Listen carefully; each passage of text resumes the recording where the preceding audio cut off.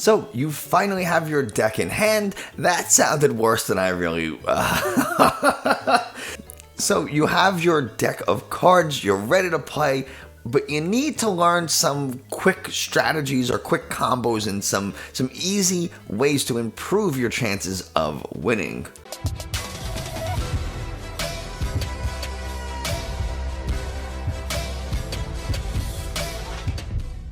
Hey everybody, Nick from 9Card TCG, and today we're going to be going over maybe not some advanced strategies, but we're going to be talking about some different things that you can and should maybe try to do when you're playing the Pokemon trading card game. We are not going to be talking about things like how to check prize card,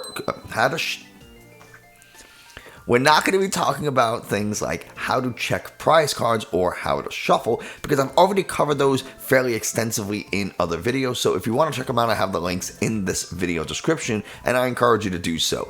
What we are going to do is talk about, you're in the middle of a game, how do you increase your chances of winning? So we're going to pop over to the tabletop and let's take a look. Because of the glare, I had to turn one of the lights off so that you can kind of see the cards a little bit better. So if I look a little darker or weird, that's why. So here we are, tabletop, and we are in the middle of a game. This is just a random scenario that I created. We have a couple of Pokemon on the field. We have a stadium. We have our deck, our discard pile, some prizes remaining, and a bunch of cards in our hands. So let's talk about some wording on some cards, and we can also talk about some ways to increase the effectiveness of your efforts. The first thing we're going to look at is Single Strike Urshifu V. It's going to be a little hard to read on camera, but it has an attack called Impact Blow, and that attack says that during your next turn, this Pokemon can't use Impact Blow. So we just used Impact Blow last turn, which means we cannot use it on this current turn. So what do we do? Do we just sit there and not attack, or how do we handle this? Well, we have some cards in hand. We have a Switch and an Air Balloon. Now, if you bring this Pokemon to the bench, the effect goes away. So what we can do is we can attach this Air Balloon to a Pokemon and then play Switch. So we switch this Pokemon into the active spot. We switch the one with Air Balloon. And if you remember from the previous video, Air Balloon reduces our retreat cost by 2. So now this Pokemon has free retreat because it has a retreat cost of 2. Air Balloon reduces it by 2. So now the retreat cost is 0. So I'm able to retreat it with no energies attached. So now I want to get Urshifu back into the active spot so I can attack this turn. So now I would just manually retreat, and the effects of Impact Blow are gone. I can use it again this turn. Anytime a card says that during your next turn this Pokemon can't attack, or this Pokemon can't use this attack during your next turn, if you bring it to the bench and then put it back into the active spot, it can attack again, or can use that particular attack. So that's how we do that. Why do I not attach the Air Balloon here and then switch my Houndoom? I could do that, but that doesn't help, right? Because then I switch the Houndoom, or I could retreat first.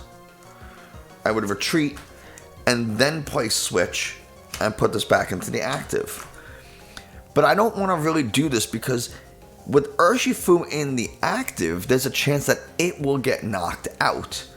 So I leave the Air Balloon on Houndoom, because if this Pokemon does get knocked out, now I can send up my Houndoom and it will have free retreat. So it gives me a chance to set up an Umbreon or another different attacker, and I can get this Houndoom out of the active if I need.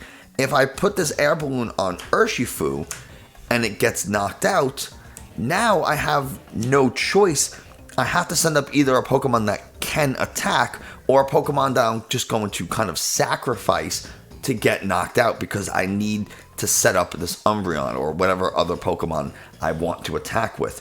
So if I have the Air Balloon on a different Pokemon, now I can start my turn with this Pokemon in the active and have guaranteed free retreat. I could even retreat into the other Houndoom if I want. so that if it gets knocked out, I still retain the air balloon for that free retreat later on. We call this a pivot. Houndoom with the air balloon is acting as my pivot Pokemon. I can switch between things really easily. So having a pivot in play is pretty useful. So that's kind of 2 tips, or I'm going to call them strategies or tricks, whatever you want to call them. But those are 2 things to keep in mind when you're playing, is that having a pivot is really good, and that cards that say you can't attack during your next turn, you can't use this attack during your next turn, if you go to the bench and go back into the active, that effect resets. So that's one thing. Okay, let's look at another scenario. I have a bunch of cards in my hand, and I want to find in my deck a specific card. I need what's called an Urn of Vitality. It lets me shuffle 2 single strike energies from my deck, from my discard, and put them back into my deck. So how do I maximize my chances of finding a particular card in my deck? Well, if you're running like the Inteleon line, well, then all you need is a card with Shady Dealings and evolve to that Pokemon, and you can just search for any trainer you want. But not every deck is going to run Shady Dealings. Or, even if you do run Shady Dealings, you might not have the Shady Dealings Pokemon in your hand. You might have to draw, what we call dig. You're digging through your deck, meaning you're drawing a bunch of cards to try to find the thing you need. So, we need to dig for an Urn of Vitality. And I have no idea, we'll even shuffle this up, I have no idea where an Urn of Vitality is in this deck. I know there's at least 1 in the discard pile, so there's 3 more somewhere in this deck. So I need to maximize my chances of finding it. I also need another energy so that I can attack, right? I need 3 energies in order to attack. So the first thing I'm going to do is I'm going to use something like Tower of Darkness to discard a card from my hand to draw 2. So now I get to draw 2. Well, there's no Urn of Vitality, so now I'm going to play something like Ultra Ball, and I'm going to discard 2 cards from my hand. You have to discard 2 cards from your hand in order to draw Ultra Ball. Why do we want to do this? Because now I want to search my deck for a Pokemon. Any Pokemon. It doesn't matter what. What I do want to make sure is that the next card I'm going to play is Quick Ball, so I want to make sure I have at least 1 other basic Pokemon, because Quick Ball lets you search for a basic Pokemon. So okay, so I'm going to get myself a basic Pokemon there, and now I'm going to shuffle up the deck. I'm trying to really maximize my chances of finding what I need. Okay, so we shuffled. Now I'll go ahead and play Quick Ball. Quick Ball forces me to discard a card. That's the only real reason I got this, is so I can discard it with Quick Ball. Now I'm going to search my deck for a basic Pokemon. I'll get one and I'll play it down. Why am I playing it down? Because Crobat, I want to have the fewest number of cards in hand, so that when I draw with Crobat, I draw the most amount of cards. Remember, Crobat says when you play this card from your hand to the bench, you draw until you have 6 cards. So if I only have 1 card left in my hand when I play this Crobat, now I can draw 5. So I have 4 Pokemon on the bench. I'm allowed to have 5, so I can play this Crobat onto the bench and draw 5 new cards. So 1, 2, 3, 4, 5. Okay, no Urn of Vitality just yet, so now I have to continue to do what we call thin out the deck. I want to remove every card from the deck that's not Urn of Vitality, so I increase my chances of drawing it. Well, I have an Ultra Ball, so I'm going to play the Ultra Ball, discard these 2 cards, and I have a Quick Ball, so I'm going to discard that to get another basic Pokemon out of my deck. So I get this with the Quick Ball, and I can get any Pokemon, this with the Ultra Ball. The more cards I pull out of the deck, the fewer cards are left, and the higher chances I draw an Urn of Vitality. We also haven't seen an energy yet. What I can also do is I can use Houndoom's Single Strike Roar but I don't necessarily want to just yet. I could do it to try to pull some energies out of the deck. So I know I have 2 urns in here. I only have 2. Look, 1 and 2. So my odds of finding one are not super good, and I need this energy. So we'll go ahead and continue to shuffle up this deck. And okay. Now I have this in my hand. I have this in my hand. I use the Ultra Ball and Quick Ball. Now I'm going to discard my hand with Professor's Research so that I can draw 7 new cards. That's why I didn't want to get stuff with Ultra Ball before if I couldn't discard it immediately, because I want the fewest number of cards in my hand for Crobat. Now it doesn't matter how many cards, because I'm going to play Professor's Research and they're all going to go in the discard pile anyway, and I'm going to draw 7 cards. 1, 2, 3, 4, 5, 6, 7. That was perfect. And now let's see what we got. We have everything we need. We got the energy, we got the Urn of Vitality, and now we can go ahead and shuffle these 2 single strike energies into our deck so that we can use single strike Roar to get them onto our Pokemon here. And it would take some damage in the process. I would go ahead and attach this choice belt, and there we go. Now I can make my attack. I had no energy in play, and now all of a sudden I'm attacking for what would be 220, 200, 210 damage. So it's a really fast way of getting some damage out. So you see how important thinning out the deck is. I had one other urn, and look, it was still the 5th card in there. So even if I drew a card and then played Urn of Vitality, played my Tower of Darkness, I still wouldn't have hit that urn. So getting the most number of cards out of your deck that you can is really important. This applies whether you're looking for a trainer, whether you're looking for a specific Pokemon. One of the really nice things about something like Ultra Ball, having Ultra Ball in the format, and this is just a proxy because at the time of recording, Ultra Ball isn't out yet. At least it's not available in standard. It's, the card exists, right? But so I printed this copy out. You can use Ultra Ball to find any Pokemon you want. So when we talk about, let's say I need an Urshifu V. I need that Pokemon. We have what we call outs. To get Urshifu V, I have 4 outs to Urshifu. 4 different or unique outs. I can have the Urshifu itself. I can use an Ultra Ball. I can use a Capture Energy, which lets you search your deck for a basic Pokemon and put it onto your bench. And I have a Quick Ball, which lets you search your deck for a basic Pokemon. So between all of these, I have 4 Quick Balls, 4 Capture Energies, 4 Ultra Balls, and 3 Urshifu V. So that's 4, 8, 12, 15 outs to Urshifu V.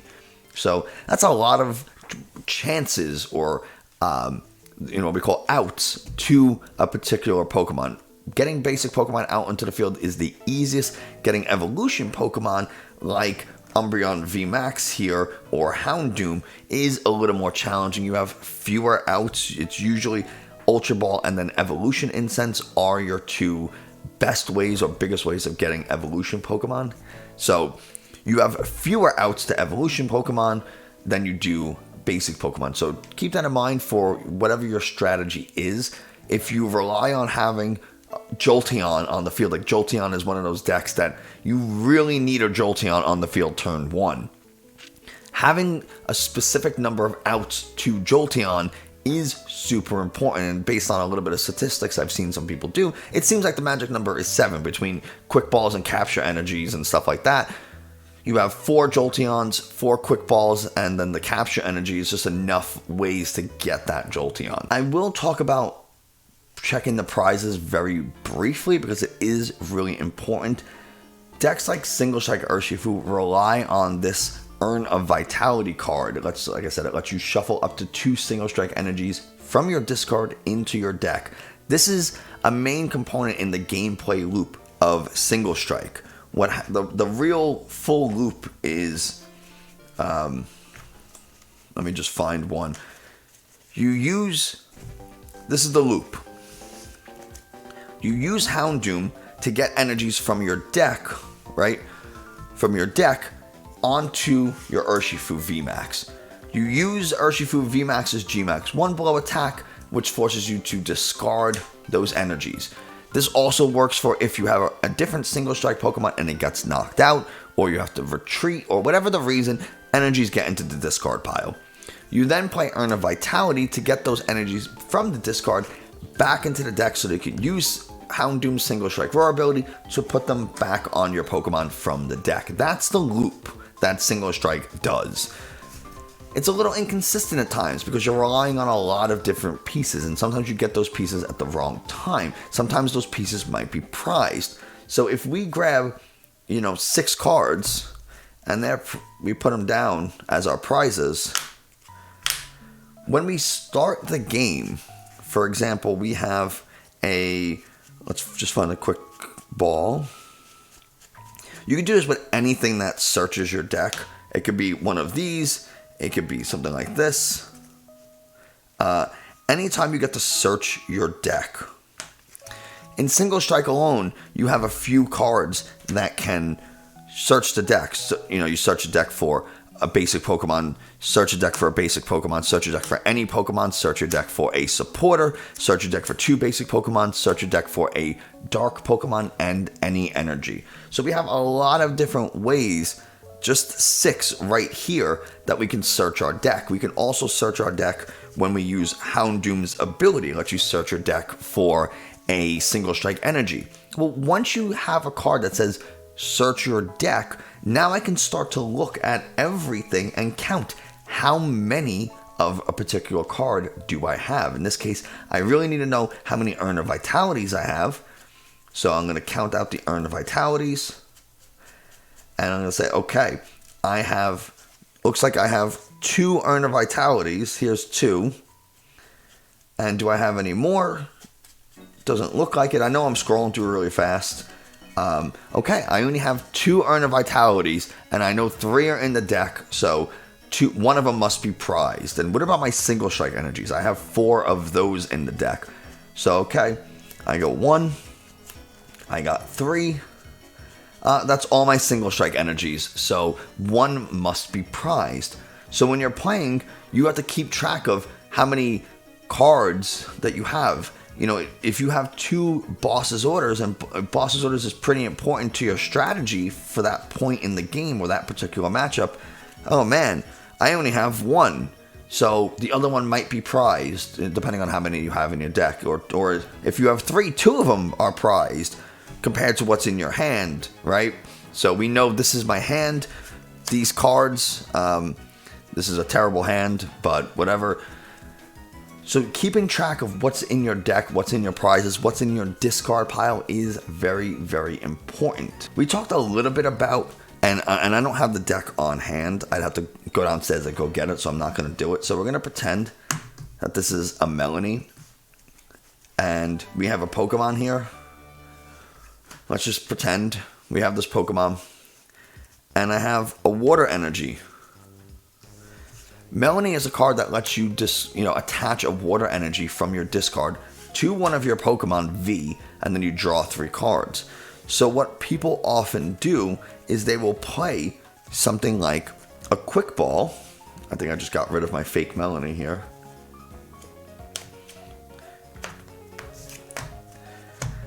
This is their hand. They will play a Quick Ball to discard a water energy. Then they'll be able to play the Melanie, attach the water energy, and draw 3 cards. And then, oh look, I got another energy. Now I can attach it, and now I can start attacking, or whatever But that's something to keep in mind. They might do that with things like using Ultra Balls to discard cards to get them in the discard pile. When we talked about popular cards, we talked about Flaffy. It's another one people will discard the lightning energies so that they can use Flaffy's Dynamotor ability to accelerate those energies to benched Pokemon. And that's really, really important. Getting energies out is super, super important. The last thing that I want to mention is drawing cards. And we kind of saw it in that example before where I drew as many cards as I possibly could. I started with the Tower of Darkness, then went on to my Crobat, then went on to my Professor's Research. So I drew 7 with Professor's Research, 5 with Crobat, and 2 with the Tower of Darkness. So I drew 14 cards, and that's not including any cards that I probably didn't draw one for my turn. So I would have drawn 15 cards. Well, you only have 60 cards in your deck. So that means in that one turn, I drew a quarter, 25% of my deck. And that doesn't include cards that are prized, cards that are in play, cards that are in my hand or discard. So really, in terms of 15 cards of what's remaining, and if there are only 30 cards remaining, you just drew half of what's left in the deck. And that gives you a pretty good chance of finding the thing you want. That is why Professor's Research is such a strong supporter. You get to draw 7 cards. So you pair this with things like Crobats and, Professor's Research and Tower of Darkness in the case of single strike decks. You're drawing a ton of cards that turn. Lumineon V, we talked about in the Staples video, is going to be coming out with Brilliant Stars, and if you're watching this after February 25th, it's already out.